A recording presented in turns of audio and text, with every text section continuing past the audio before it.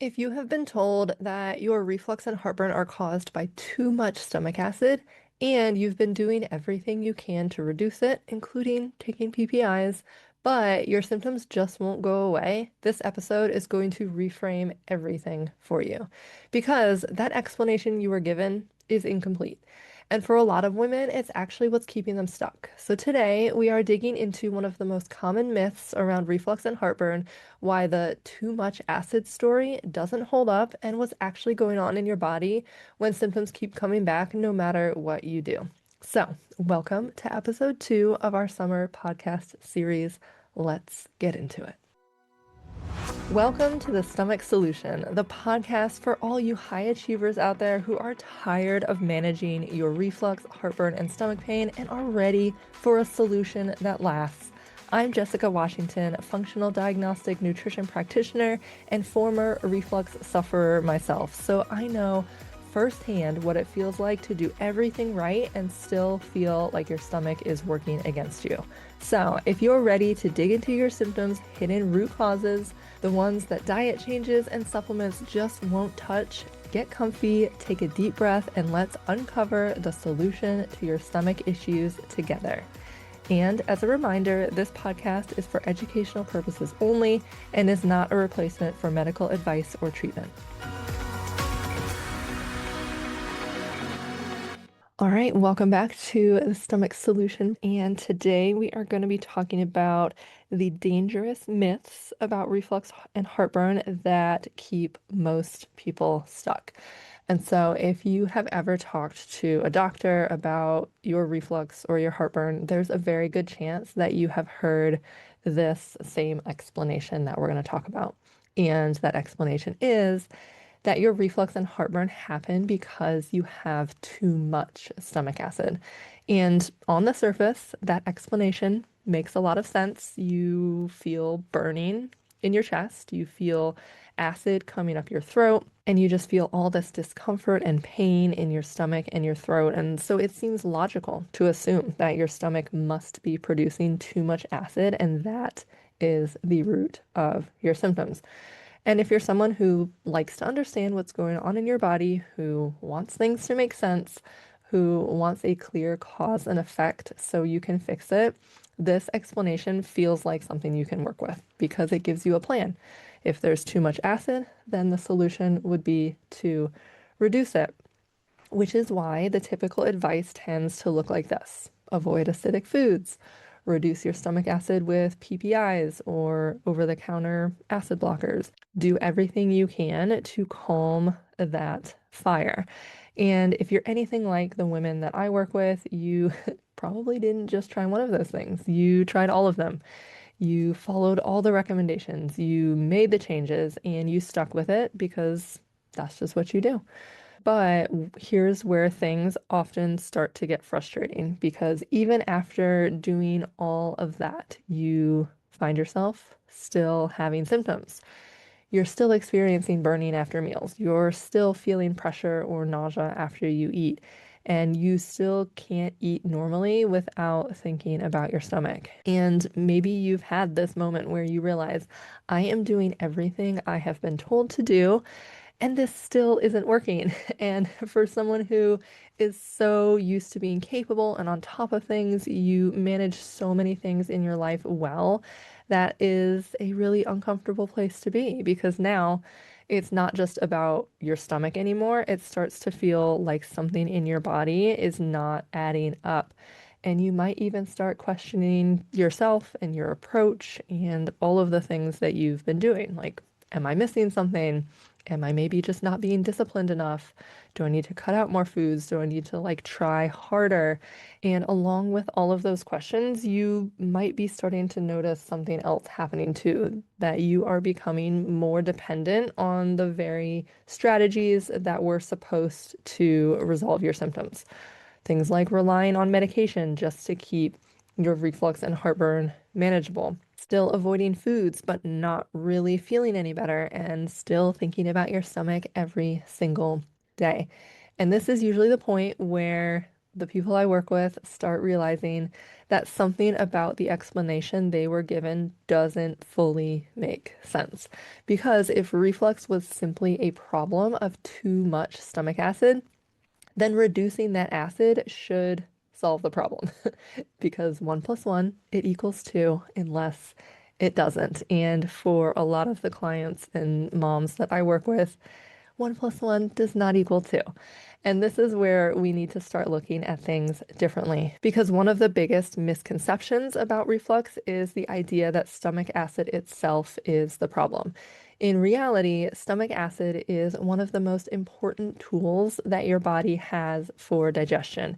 It helps break down food. It's the only means of chemical digestion that your body has, and it's so critical for taking the food that you chew into tiny pieces and turning it into basically a mush that your intestines can use to absorb the nutrients and calories you need from it. Stomach acid also kicks off the digestive process. It activates all of the digestive enzymes and the bile production that you need down the line in order to be able to absorb calories and nutrients from your food.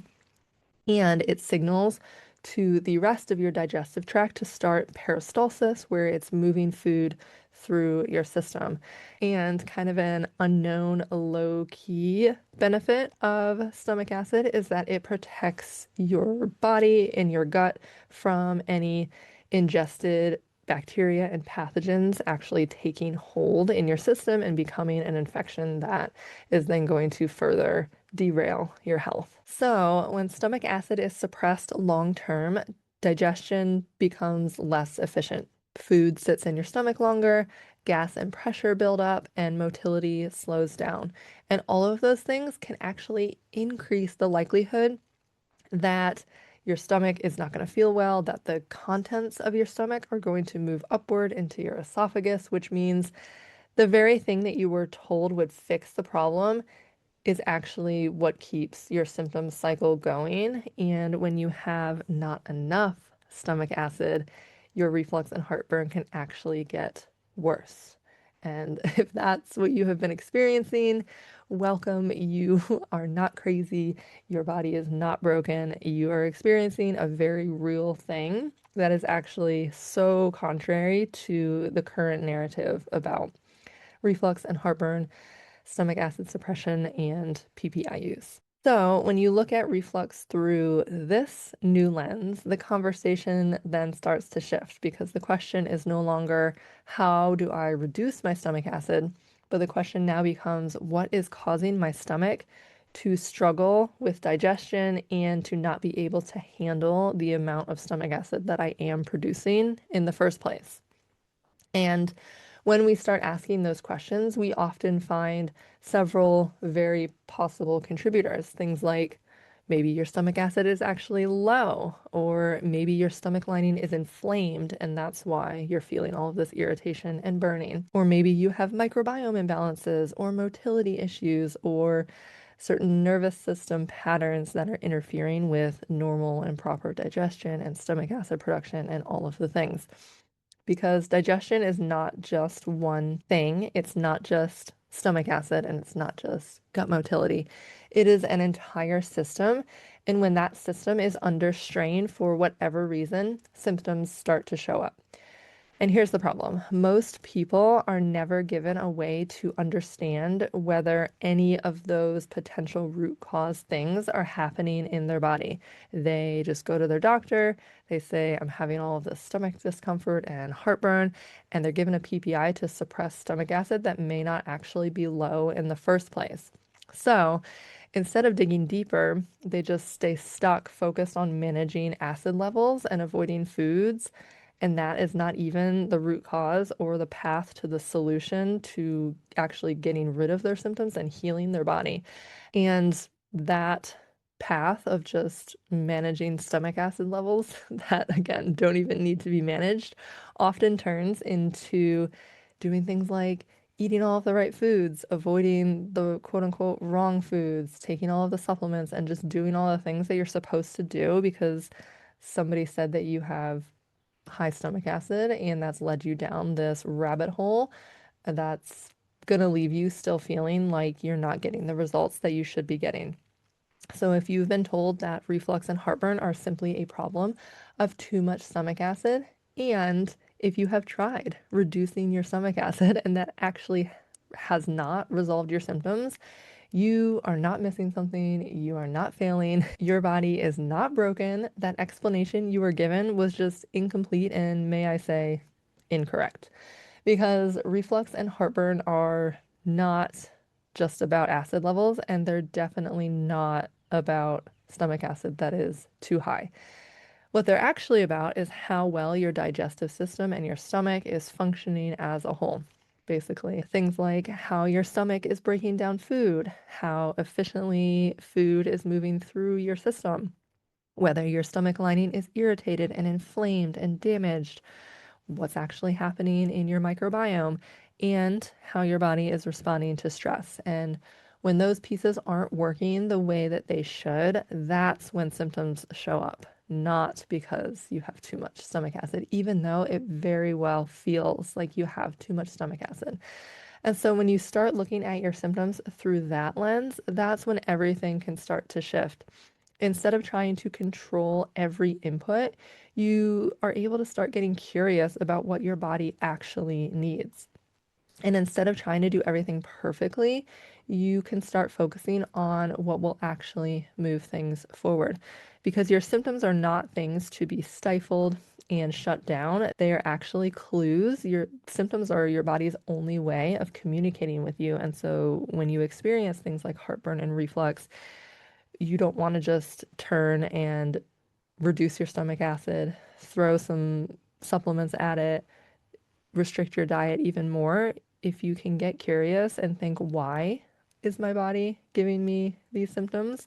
Then you can really start moving forward and focus on the things that will actually lead to symptom improvement. So, if you have been stuck in this cycle of trying to reduce stomach acid, avoiding all the foods, and just managing your symptoms, and if you're wondering why that's not fully working, again, it's not because you haven't tried hard enough. The things that you're doing are good things to help you get relief in the moment.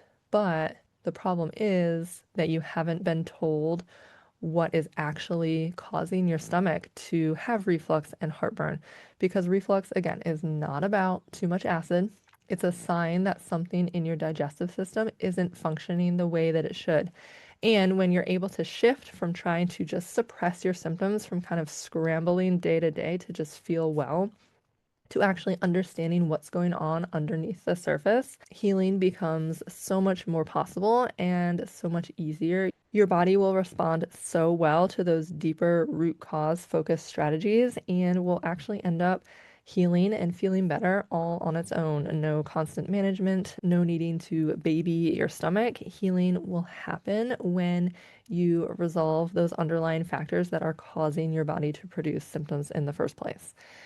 So, in the next episode, we are going to take this whole concept one step further. Because once you start questioning this whole high stomach acid explanation that you've been given, the next super common place that people go to get relief is with their diet. They start questioning what they're eating that could be causing the reflux and heartburn. But what if food isn't actually the root problem either? And so that's exactly what we are going to unpack next. And once you see this piece, your entire relationship with food and your symptoms will really start to shift, and you will likely start to, one, get some more freedom in your life and your diet, and then two, be able to see some symptom improvements that you didn't think were possible. So I will see you in the next episode. Thank you so much for tuning into the Stomach Solution. If you got something valuable out of today's episode, please subscribe to the show and leave a rating and review wherever you're listening. It takes about 30 seconds and makes a huge difference in helping this show reach the people who need it the most. And if you're ready to dig even deeper into what's going on with your gut, come find me on Instagram at The Gut Healing Ninja, or head to theguthealingninja.com to get more resources and strategies to help you heal. And remember, there is a solution to your stomach issues, and we will find it together.